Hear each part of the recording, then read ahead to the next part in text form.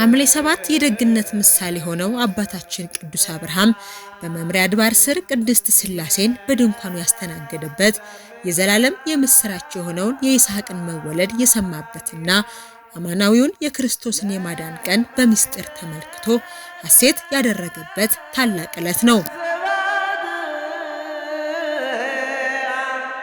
ይህ በዓል እግዚአብሔር ለአብርሃም የሰጠው የተስፋ ቃል ጥላነቱ አልፎ አማናዊ ብርሃን የተገለጠበት የብሉይና የሐዲስ ኪዳን መገናኛ ድልድይ፣ የቅዱሳን አባቶቻችን የናፍቆታቸው ማረፊያና የምስጢረ ሥጋዌ ፍጻሜ የሚታይበት ታላቅ ዕለት ነው።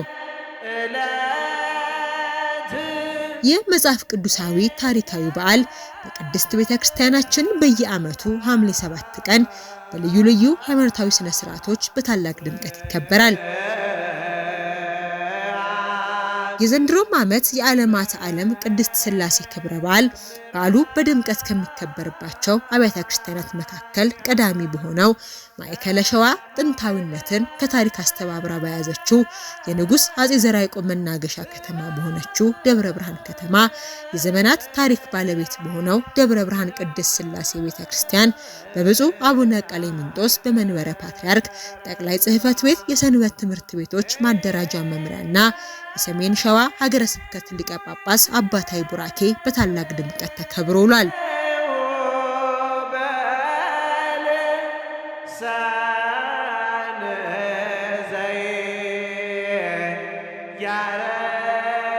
በዓሉ ከዋዜማው ጀምሮ በልዩ ልዩ መርሃ ግብራት የደመቀ ሲሆን በምእመናን ዘንድ በናፍቆት የሚጠበቀው ሥርዓተ ማህሌት ሌሊቱን ሙሉ በብፁዕነታቸው እየተመራ የምስጋና ጸጋ በበዛላቸው የቤተ ክርስቲያናችን ዓይን በተባሉ ሊቃውንት አባቶቻችን በሰማያዊው የቅዱስ ያሬድ ጦም ዜማ ሲመሰገን አድሯል።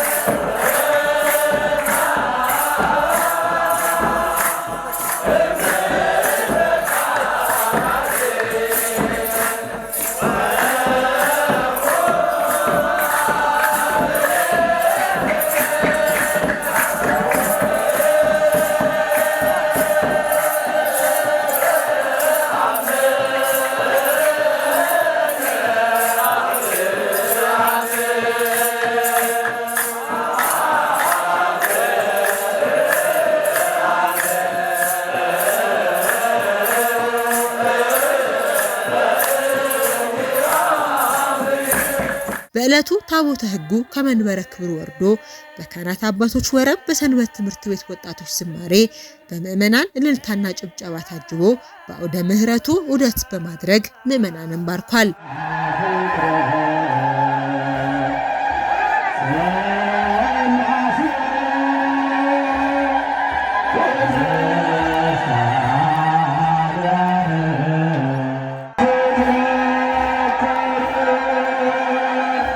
ዘወትር ከመቅደሱ ለምስጋና በትጋት የተሰየሙት የደብሩ ሊቃውንት በሌሊት አገልግሎት ድካመ ሥጋ ሳይገታቸው ለዕለቱ የሚገባውን ስብሐተ እግዚአብሔር አድርሰዋል። የደብሩ ቅርስ የሆነውና የታሪክ ማህደር ስለሆነችው ደብረ ብርሃን የሃይማኖት ደሴት የነገስታቱ መናገሻ ስለመሆኗ ማሳያ የሆነውን ዝማሬ ደብረ ብርሃን ሆይ ሃይማኖትሽ ታላቅ ጽኑ የሆነ በተዋህዶ ኦርቶዶክስ የከበርሽ በማለት አመስግነዋል።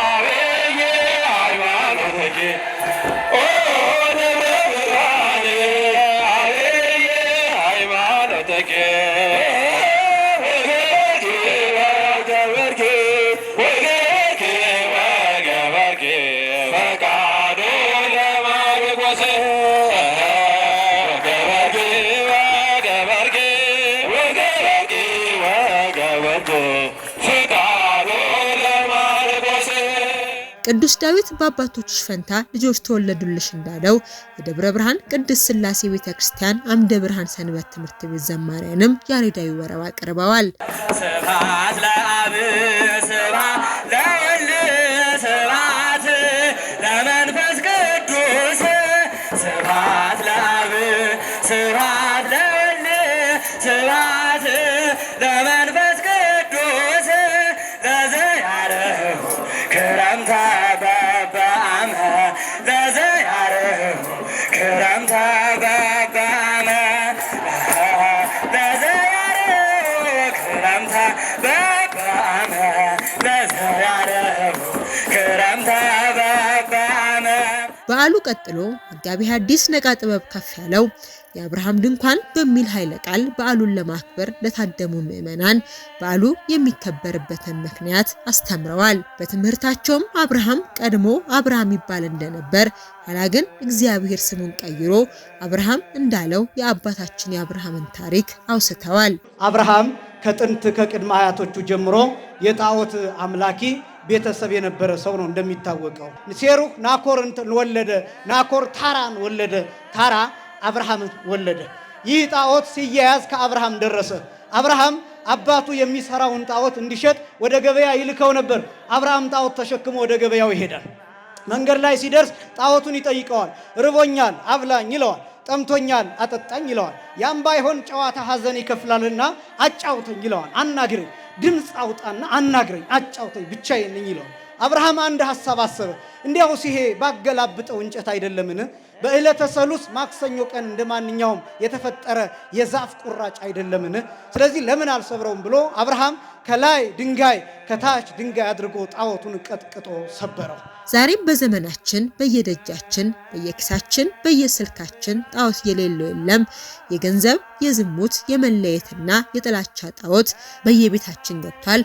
እናም እግዚአብሔር አብርሃምን ከጣዖት አምልኮ ነፃ እንዳወጣ ሁሉ እኛንም ከዚህ ሁሉ ጣዖት አምልኮ ሕይወታችንን ይጠብቅልን፣ ትውልዱንም ይታደግልን ብለዋል። ዛሬ በየደጃችን ጣዖት እንዳለው ማለት ነው። ዛሬ በየበራችን፣ ዛሬ በየኪሳችን፣ በየስልካችን እያንዳንዱ ጣዖት የሌለው የለም። የገንዘብ ጣዖት ይኖራል፣ የዝሙት ጣዖት ይኖራል፣ የመለያየት ጣዖት ይኖራል፣ ፍቅር የማጣት ጣዖት፣ ሰላም የማጣት ጣዖት፣ ያለመመለስ ጣዖት፣ እንዲህ አይነት ጣዖቶች በየበራችን አሉ። አምልኮተ ጣዖት በተስፋፋበትና የሰው ልጅ በጠፋበት ወቅት አብርሃም ጣዖታትን ሰባብሮ እውነተኛውን ፈጣሪ ፈለገ።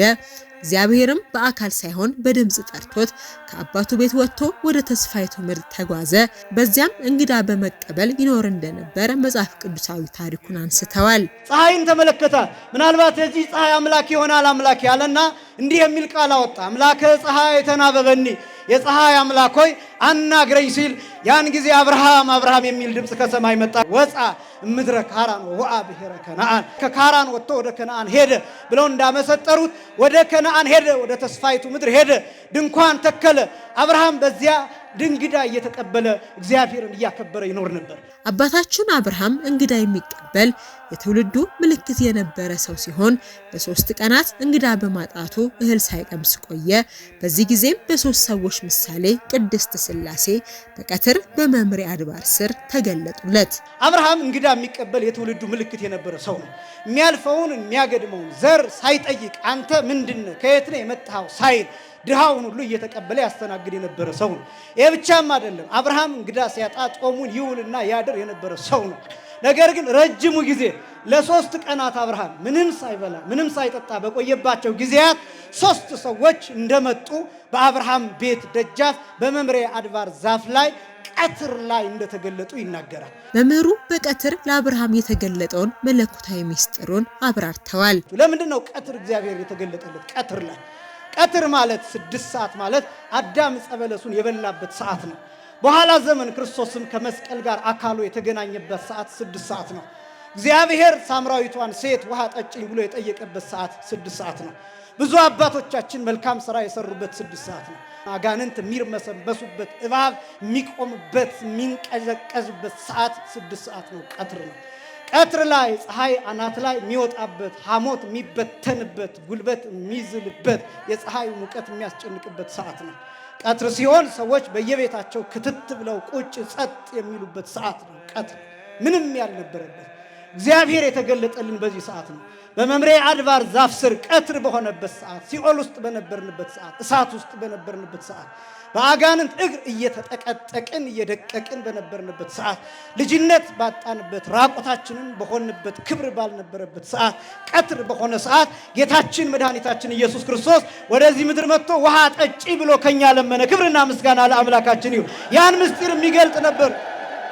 ሥላሴ የተገለጡት በዛፍ ስር ነው። ክርስቶስ የተሰቀለው በዛፍ ነው፣ ወይም በእንጨት ነው የተሰቀለው፣ በእጽ ነው የተሰቀለው። ጊዜው ደግሞ ቀትር ነው። ያንን ምስጢር የሚያሳይ ነው። በአብርሃም በድንኳኑ ደጃፍ የታዩ 3 ሰዎች መሆናቸውን መጽሐፍ ቅዱስ የሚናገርበትን ምክንያት እንዲሁም 5ቱ አዕማደ ምስጢር መገለጣቸውን አንስተዋል። ለምንድን ነው 3 ሰዎች ብሎ የሚገልጠው ቢባል በኋላ ዘመን ከ3ቱ አካላት አንዱ አካል እግዚአብሔር ወልድ በተለየ አካሉ ከድንግል ማርያም ከስጋዋ ስጋ ከነፍሷ ነፍስ ነስቶ ሰው ሆኖ እንደሚገለጥ ለማሳየት ነው። ታዲያ 3ቱ ሁሉ ሰው መስለው የታዩት ለምንድን ነው ቢባል ፈቃድ የ3ቱ ነውና። በዚህ በኦሪት ዘፍጥረት ምዕራፍ 18 በአብርሃም ድንኳን እነዚህ 5ቱ አዕማደ ምስጢራት ተገልጠዋል። ይህ ምስጢረ ሥላሴ ይባላል። የሶስትነት ምስጢር ማለት ነው። የሥላሴ አንድነት ሶስትነት ምስጢር ማለት ነው። ይህ ተገልጧል። ሶስት መሆናቸው ከዚያ ደግሞ አንድ መሆናቸው በምን ይታወቃል ቢባል አብርሃም በምስጢር አውቆ በጸጋ አውቆ 3 መስፈሪያ ዱቄት ወስደሽ አንድ አድርገሽ ጋግሪ አላት። ሳራ 3 መስፈሪያ ዱቄት ወስዳ አንድ ቂጣ አድርጋ ጋገረችው። 3 መስፈሪያ የሶስትነት አንድ መሆኑ የአንድነት ምሳሌ ምስጢረ ሥላሴ ተገለጠ። ክብርና ምስጋና ለአምላካችን ይሁን። ሁለተኛ በዚህ በኦሪት ዘፍጥረት ምዕራፍ 18 በአብርሃም ድንኳን ምስጢረ ሥጋዌ ተገልጧል። ምስጢረ ሥጋዌ ማለት ሰው የመሆን ምስጢር ማለት ነው። የሰውነት ምስጢር ማለት ነው።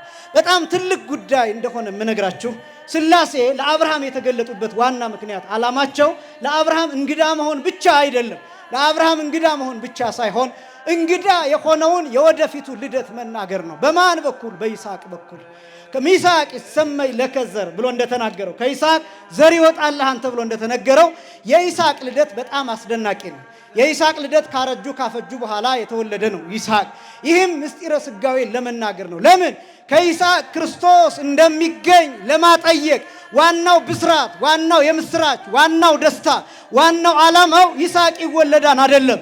ይስሐቅ የሆነው ደስታ የሆነው ክርስቶስ በኋላ ዘመን ከድንግል ማርያም እንደሚወለድ ከአብርሃም ዘር እንደሚወለድ ለመናገር ይህንን በዓል ነው የምናከብረው። ክብርና ምስጋና ለአምላካችን ይሁን። ይህንን በዓል ይህንን ልዩ ምስጢረ ሥጋዌ ተብሎ ይጠራል። እንዲያውም ከሶስቱ አንዱ ተመልሶ አመ ከመ ዮም ገብ ኀቤከ የዛሬ ዓመት እንደ ዛሬው ነው የሚለው። ከብዙ ሺህ ዓመታት በኋላ ማለት ነው እንደ ዛሬው የሚለው ቃል ልክ እንዲህ ሶስቱ አካላት 3 ሰዎች በአብርሃም ቤት እንደተገለጡ አብ ለማጽናት ወልድ በተለየ አካሉ ከስጋዋ ስጋ ከነፍሷ ነፍስ ነስቶ ለመዋሃድ የእግዚአብሔር ልጅ ክርስቶስ ለመባል መንፈስ ቅዱስም ለመክፈልና ለማዋሃድ በድንግል ማርያም ማህፀን ከአብርሃም ዘር ከተገኘችው ከድንግል ማርያም ማህፀን የአብርሃም ድንኳን ተብላ በተገለጠችው በድንግል ማርያም ማህፀን ሃይመት አብርሃም ተብላ በምትጠራዋ የአብርሃም እርሻ ተብላ የምትጠራዋ የአብርሃም ተስፋ የአብርሃም ትንቢት ተብላ የምትጠራዋ ከመቤታችን እንግዳ ሆነው 3ቱም እንደሚገኙ ለማሳየት ምስጢረ ሥጋዌ ለመግለጥ 3 ሰዎችን መስለው ሥላሴ በአብርሃም ቤት ተገኙ። በኦሪት ዘፍጥረት ምዕራፍ 18 ላይ ምስጢረ ጥምቀት እንዲሁም ምስጢረ ቁርባን የተገለጡ መሆናቸውንም አምልተውና አመስጥረው ገልጸዋል። ሶስተኛ ምስጢረ ጥምቀት ተገልጧል። ምስጢረ ጥምቀት ማለት የጥምቀት ምስጢር ነው። አስደናቂ ነው። አብርሃም ልክ በመምሬ አድባር ዛፍ ስር 3ቱን ሰዎች ሲመለከታቸው ወይም 3 ሰዎችን መስለው የተገለጡትን አብን፣ ወልድን፣ መንፈስ ቅዱስን ሲመለከት ጌቶች አለ ውሃ ላምጣና እግራችሁን ታጠቡ አላቸው።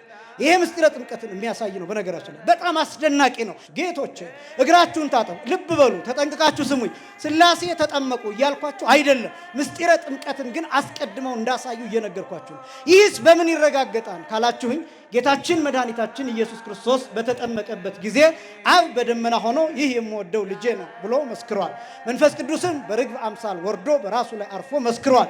ራሱ ወልድም በክበበ ትስብእት ተገልጦ ተጠምቋል። 3ቱም አካላት ያን ምስጢር አስቀድመው በአብርሃም ድንኳን ገለጡት። ክብርና ምስጋና ለአምላካችን ይሁን። ይሄ ብቻ ሳይሆን ጥምቀት በ3ቱ ስም እንደሚፈጸም ለማጠየቅ ጌታ በማቴዎስ ወንጌል ምዕራፍ 28 ቁጥር 19 ላይ ወእንዘ ታጠምቅዎሙ በሉ በስመ አብ ወወልድ ወመንፈስ ቅዱስ ስታጠምቋቸውም በአብ በወልድ በመንፈስ ቅዱስም እያላችሁ አጥምቋቸው አለ። ሥላሴ አስቀድሞ በአብርሃም ድንኳን ምስጢረ ሥላሴን እንደ እሳት አቀጣጠሏት። ምስጢረ ጥምቀትን እንደ እሳት አቀጣጠሏት። ያቺ ምስጢር ውስጥ ለውስጥ መታ በሐዲስ ኪዳን ለሁላችን ተገለጠች። ክብርና ምስጋና ለአምላካችን ይሁን። አራተኛ ምስጢረ ቁርባን ተገልጧል። ይህም ደግሞ አስደናቂ ነው። አስቀድሜ እንደገለጥኩት አብርሃም ይጠይቃል። ቁራሽ እንጀራ ላምጣላችሁና ልባችሁን ደግፉ ይላል። ይህም በጣም የሚያስደንቅ ነው። ቁራሽ እንጀራ ላምጣላችሁና ልባችሁን ደግፉ ይላል። ይህን የሚላቸው ለሥላሴ ነው። እንዲያውም መጽሐፍ ቅዱሱ በሉ ብሎ ነው የሚገልጠው። ለምን በሉ እንደሚባል ታውቃላችሁ? የእኛ መተርጉማን እንዲህ ይላሉ። አሁን ሥላሴ በሉ ማለት እሳት ቅቤ በላ እንደማለት ነው ይላሉ። ቅቤን ወደ እሳት ብታቀርቡት ያቀልጠዋል እንጂ አይበላውም፣ አያነደውም፣ አያቃጥለውም፣ ግን ያቀልጠዋል። ሥላሴም በሉ የሚል አይነገርላቸው። እንኳን ለሥላሴ ለመላእክትም አይነገርላቸው። እንኳን ለመላእክት ለነፍስም ለብቻዋ አይነገርላትም። እንኳን ለነፍስ ይቅርና ቅዱሳንም ከበቁ በኋላ ህብስት ሰማያዊ ይሰጣቸዋል፣ ጽዋ ሰማያዊ ይሰጣቸዋል። ያም ባይሆን እንዲሁ በጸሎት ይኖራሉ። እንኳን ለሥላሴ ቀርቶ ማለት ለሰዎች እንኳን።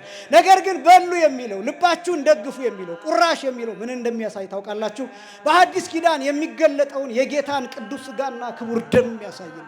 ልባችሁን ደግፉ የሚለው ቃል ምን እንደሆነ ታውቃላችሁ? እኔና እናንተ ስንቆርብ የሥላሴን ልብ እንደግፋለን። እንደዚህ ስላችሁ ደም የሚረጭ ልብ አላቸው ማለት አይደለም። ልብነታቸው፣ አዋቂነታቸው፣ የሁሉ የበላይ መሆናቸው፣ ርህራሄያቸው ይሄ ልብ ተብሎ ይገለጣል። ሐሳባቸው ልብ ተብሎ ይገለጣል። አስተውሎታቸው ልብ ተብሎ ይገለጣል። አምላክነታቸው ራሱ ልብ ተብሎ ይገለጣል። ይሄን ማወቅ ይገባል።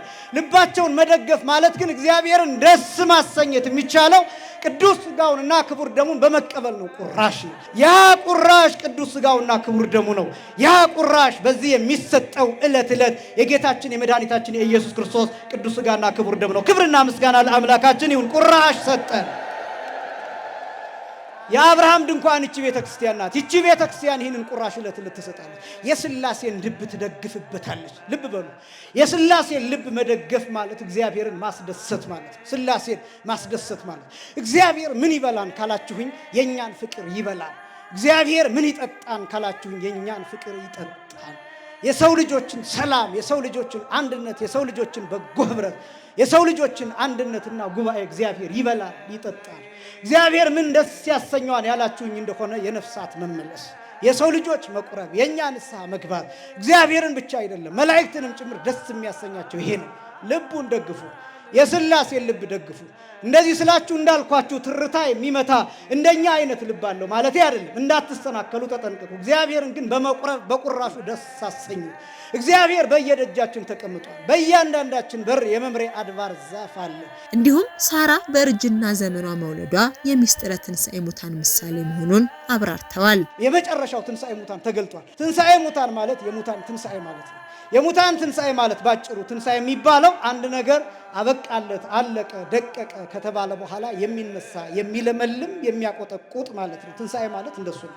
ትንሣኤ ከመቃብር መውጣት ብቻ አይደለም ትርጉሙ። ትንሣኤ ባሉበት በሕይወት ከሞቱበት መነሳት፣ በበደል ከሸተቱበት ሽታ፣ ከከረፉበት ክርፋት፣ በኃጢአት ከወደቁበት የሱስ መቃብር መነሳት ማለት ነው። ትንሣኤ ሙታን የሚባለው ይሄ ነው እንጂ ከመቃብር መውጣት ብቻ አይደለም።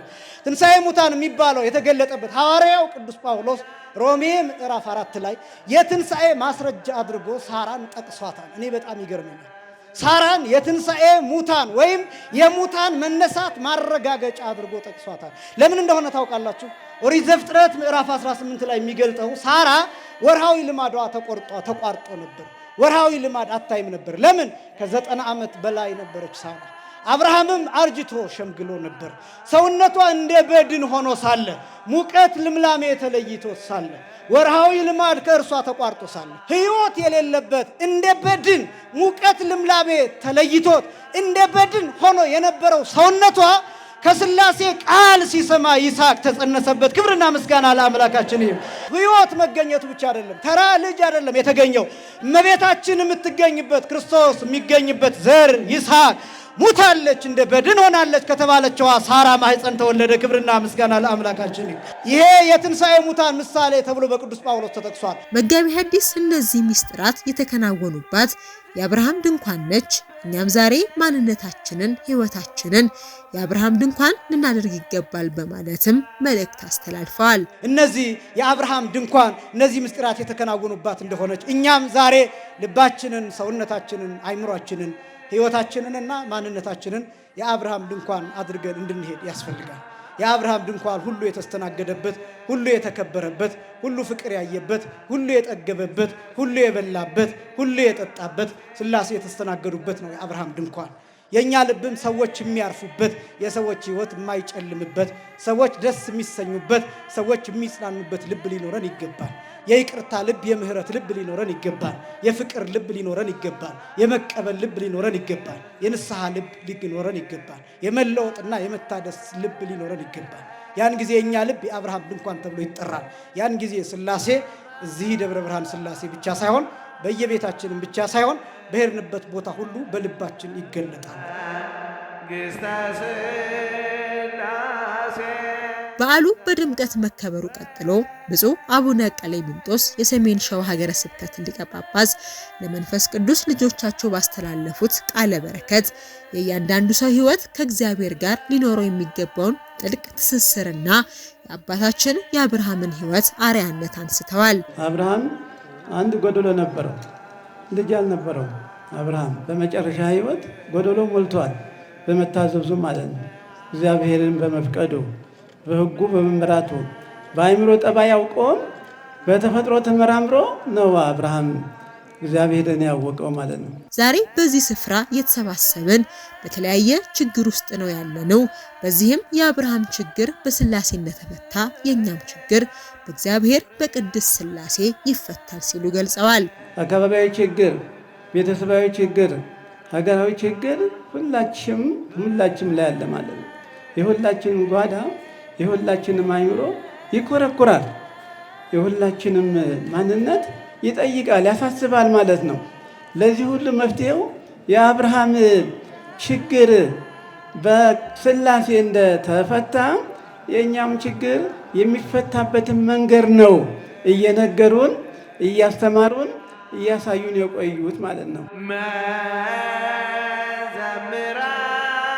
አብርሃም ሁሉን ትቶ እግዚአብሔርን እንደተከተለ በእርሱም እንደታመነ እኛም ብንታዘዝ የምንወደውንም ሁሉ ብንተው እግዚአብሔር ከኛ ጋር ይሆናል ብለዋል።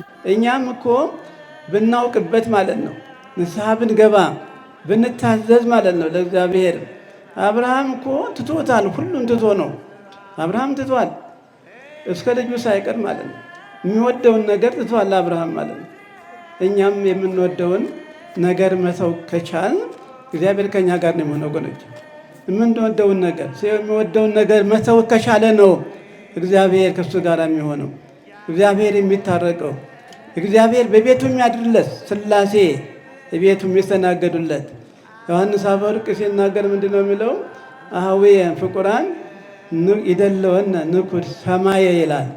ወንድሞቼ ይላል ማህደረ እግዚአብሔር መሆን ይገባናል ይላል። የአብርሃም ድንኳን የስላሴ ማደሪያ እንደነበረች ያነሱት ብፁዕነታቸው የኛም ሕይወት የአብርሃም ድንኳን ነው ብለዋል። የኛ ሕይወት የእግዚአብሔር ድንኳን ነው፣ ሕይወታችን ማለት ነው። እግዚአብሔር የሚቆጣጠረው፣ እግዚአብሔር የሚቃኘው፣ ከእግዚአብሔር የማይሰወር የሆነው የኛ ሕይወት ድንኳን ነው። አሁን ያለ ነው። ይሄ የሚቀደሰው ከርክሰት የሚነጻው መታዘዝ ሲችል፣ ንስሐ መግባት ሲችል ነው ወገኖች። እግዚአብሔር ማመን፣ ትህትናን፣ ፍቅርን ገንዘብ ማድረግ ስንችል ማለት ነው።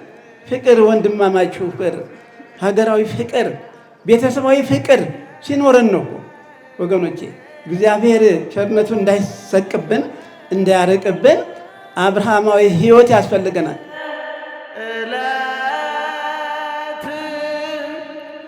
እኛም ዛሬ ከእግዚአብሔር እየሸሸን ነው። በዚህም ቸርነቱ ፍቅሩ እየራቀን ነው።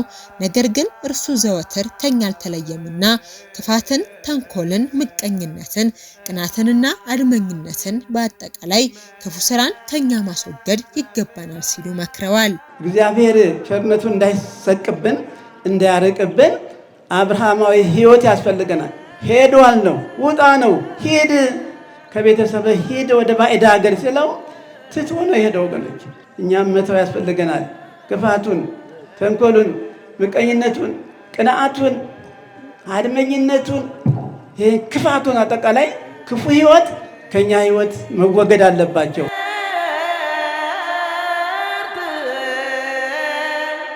በዓሉ በቃል ኪዳኑ ታቦት ባርኮት የሰሜን ሸዋ ሀገረ ስብከት ዋና ስራ አስኪያጅ ክቡር መጋቢ ሐዲስ ነቃ ጥበብ አባቡን ጨምሮ የሀገረ ስብከቱ የየክፍላት ኃላፊዎች፣ መላከ ሰላም ቀሲስ ፍቃደ ጎሽሜ የደብሩ አስተዳዳሪ፣ የገዳማት አድባራት አስተዳዳሪዎች፣ ታላላቅ የአብነት መምህራን፣ ሊቃውንተ ቤተ ክርስቲያን እንዲሁም በመቶ ሺዎች የሚቆጠሩ የስላሴ ልጆች ምዕመናንና ምዕመናት በተገኙበት በታላቅ ድምቀት ተከብሮ በብፁዕነታቸው ጸሎተ ቡራኬ ተጠናቋል።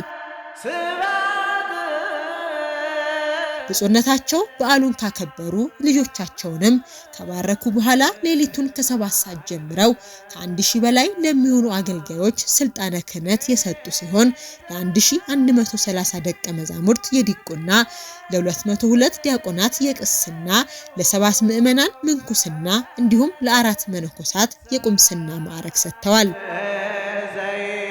ሁላችን የአባታችን የአብርሃም ልጆች እንደመሆናችን አብርሃማዊ ስራ ሰርተን የመንግስቱ ወራሾች የበረከቱ ተካፋዮች እንድንሆን አምላካችን ቅዱስ እግዚአብሔር ይፍቀድልን እያለን የሐምሌ ሥላሴ በዓለ ንግስ በደብረ ብርሃን ቅድስት ሥላሴ ቤተክርስቲያን ምን ይመስላል የሚለውን ወደ እናንተ አደረስን። የአብርሃምን ቤት የባረኩ ቅድስት ሥላሴ ቤታችንን ይባርኩልን፣ ሕይወታችንን ይቀድሱልን፣ ለዓመቱ በሰላም በጤና ያድርሱን። አሜን።